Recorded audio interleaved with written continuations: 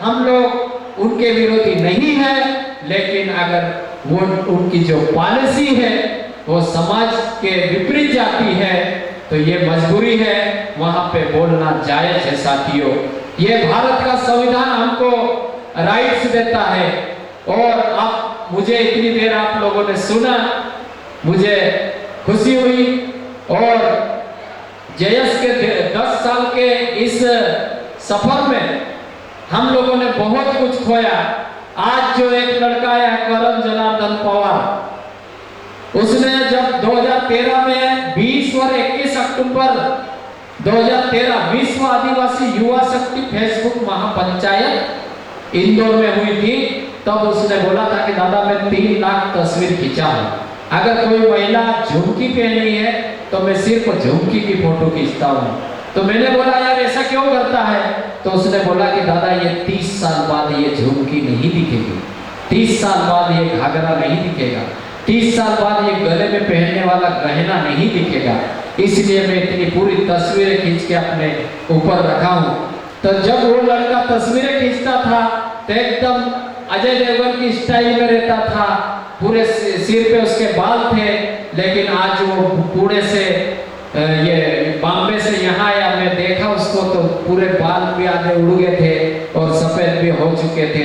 तो साथियों इस 10 साल के सफर में हम लोगों ने बहुत कुछ खोया भी है, हमारे कुछ साथी खत्म भी हुए हैं और कुछ साथी आज भी चल रहे हैं, नए साथी जुड़ते भी जा रहे हैं और कुछ साथी छूटते भी जा रहे हैं। तो हम लोगों को जो पीछे छूट रहे हैं उनके बारे में यही कहना चाहता है कि ये समाज का काम है, समाज के काम में लेना कुछ नहीं है, आपको देना ही है। पैसा खर्च, शारीरिक आर्थिक मानसिक हर प्रकार की परेशानियां झेलना पड़ेगा और आपको फायदा कुछ नहीं मिलेगा। ये समाज का काम है, इस काम के इस रास्ते पे हर कोई नहीं जा सकता, चंद लोग इस रास्ते पे चलते हैं। हमने इतने साल के बहुत सारे संघर्ष देखा, अपने सामने घर टूटते देख रहे हैं, बच्चे रोते देख रहे हैं, महिलाएं रोती देख रहे हैं, लाशें देखी, क्या नहीं देखा हमने। तो साथियों इसीलिए समाज के लिए हम लोग आगे हो जाते हैं और वर्क करना शुरू कर देते हैं। मैं इतना ही कहूंगा और आज के कार्यक्रम में आए हर बार की तरह हमारे बहुत ही अनुशासित कार्यकर्ता जेएस के कैमरामैन के रूप में जाने जाते हैं भाई गजानन मुजादे जी।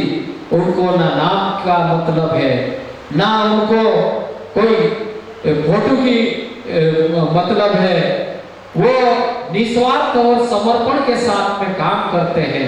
ऐसे वैचारिक कार्यकर्ता, ऐसे समर्पित कार्यकर्ताओं के कारण आज जेएस चल रहा है। आज ये किशन दादा इतनी उम्र होने के बाद में हमारे बीच में, युवाओं के बीच में जब पूजा पाठ होती तो हम उन्हें को आगे करते हैं। आज मैं एक बात और बता दूं, मैं हमारे युवा क्रांतिकारी साथी रामदेव काकोड़िया जी जो हमारे जेएस के प्रदेश अध्यक्ष है और देवरावन भलावी और भी साथी जो यहाँ से बोल रहे थे कि हमारे ऊपर इतनी एफआईआर हो गई है, इतना ये हो गया, हमको अच्छा नहीं लग रहा था। समाज के बेटों के साथ कैसे कैसे हरकतें हो रही है। अगर हम लोग अनपढ़ होकर आंदोलन करते हैं तो झूठी एफआईआर कर दिया जाती है, नौकरी में रह के उनकी मदद करते हैं तो उनके ट्रांसफर करके सस्पेंड कर दिया जाता है। अगर गैर आदिवासी हमारे समर्थन में आता है तो उसको भी फंसा दिया जाता है। ऐसे पूरे भारत में चल रहा है, यहाँ मध्य प्रदेश की बात नहीं है साथियों। ऐसी क्या बात है, ऐसी क्या मजबूरी है इन सरकारों की और राजनीतिक पार्टियों की कि आदिवासियों की मदद करने जो व्यक्ति आते हैं उनको टारगेट किया जाता है? ऐसा नहीं होना चाहिए। ये देश हमारा है, हम इस देश के मूल मालिक है, मूल वारिस है। जिसकी जमीन वही इसका मालिक है। जमीन हमारी माँ है, हम ही इस देश के मालिक है। हमारे पुरखा इस देश के लिए सब कुछ कर गए। उस वक्त भाषण में ये राजस्थान से आए ये अमरेश मीणा जी बता रहे थे कि मेरे बच्चे जब हॉस्पिटल में मेरे बच्चे का जन्म हुआ तो मैं ना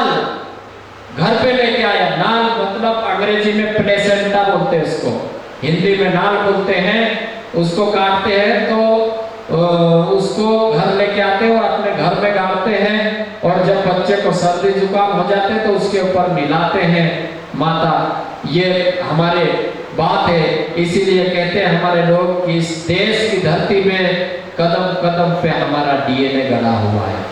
हर जगह आदिवासियों का डीएनए गड़ा हुआ है, और इतने आदिवासी उजड़े में, सिंगरौली जिले में मेरी पोस्टिंग थी, सिंगरौली जिले में इतनी फैक्ट्रियां लगी, इतना कोयला निकल रहा, तो मैंने एक गांव में देखने गया कि ये गांव उजड़ा है, तो यार देख के तो आओ कि इस गांव में कितना विकास हुआ। तो मैं जाके देखा, मैंने पूछा कि इस गांव में कौन लोग रहते थे, तो उन्होंने कहा अरे भाई यहाँ तो आदिवासी रहते थे। तो मैं बोला वो आदिवासी कहाँ गए? तो बोले उनको पहुंचा मिल गया, वो चले गए होंगे कहीं। तो फिर मैंने बोला ये इतनी बड़ी बड़ी स्कूलें बन रही है, बड़ी बड़ी बिल्डिंगें बन रही है, यहाँ पे कौन रहता है? तो उन्होंने बोला यहाँ तो बड़े बड़े जो यहाँ के इंजीनियर है, बड़े बड़े लोग हैं, उनके बच्चे पढ़ते हैं। तो मुझे लगा कि हमें ऐसा विकास नहीं चाहिए। विकास हम भी चाहते हैं, लेकिन मेरा गांव, मेरा परिवार, मेरे समाज की देवधानी, देव स्थल सब मेरे गांव में रहे, मेरा समाज उजड़ के इधर उधर ना जाए, महाराष्ट्र गुजरात ना जाए। अगर मेरा समाज आज बिखरा पड़ा रहेगा तो हम लोग बड़े बड़े त्योहार कैसे मनाएंगे, शादियां कैसे मनाएंगे, हमारे बच्चों के लिए अच्छे बड़े सांस्कृतिक आयोजन कैसे कर पाएंगे? हम सांस्कृतिक रूप से सबसे बड़ा नुकसान होगा। आज बड़े बड़े बांध बने हैं, सरदार सरोवर बांध बना है, नर्मदा नदी के किनारे आदिवासियों की देव स्थल संस्कृति बसी है, वहां पे तमाम हमारे आदिवासी संस्कृति और देवी देवताओं की निशानियां डूबी है। ये नुकसान बहुत बड़ा हुआ है, सोचने वाली बात है ये। हमारे आदिवासियों का बहुत ही सांस्कृतिक नुकसान हुआ है यहाँ पर।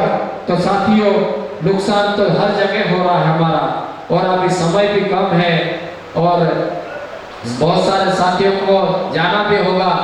और मैं अंतिम में यही कहूँगा कि यहाँ पे मीडिया आए हैं, उनका भी मैं आभार करता हूँ, और इस कार्यक्रम के बेहतरीन तैयारी करने में जेएस प्रदेश अध्यक्ष, जो नारी शक्ति प्रदेश अध्यक्ष है साधना विके, अकेली ही इधर इधर संघर्ष करके यहाँ पे कोशिश करके इस कार्यक्रम को इतना बेहतरीन बनाया, और हम इतिहास रच दिए इस भोपाल की धरती पे। ये हाल भर के जो लोग आए हैं ना, ये लाखों के बराबर लोग थे। राजधानी में इतने लोग होना और इतने बड़े वैचारिक लोग होना, यही हमारी सबसे बड़ी सफलता है आज की कार्यक्रम की साथियों। और ये कार्यक्रम आज यहाँ की है, मैं पहले घोषणा कर चुका हूँ कि आने वाले दिनों में हम लोग कलकत्ता करेंगे, या फिर नागपुर करेंगे, या फिर मुंबई में करेंगे, या फिर दिल्ली में करेंगे।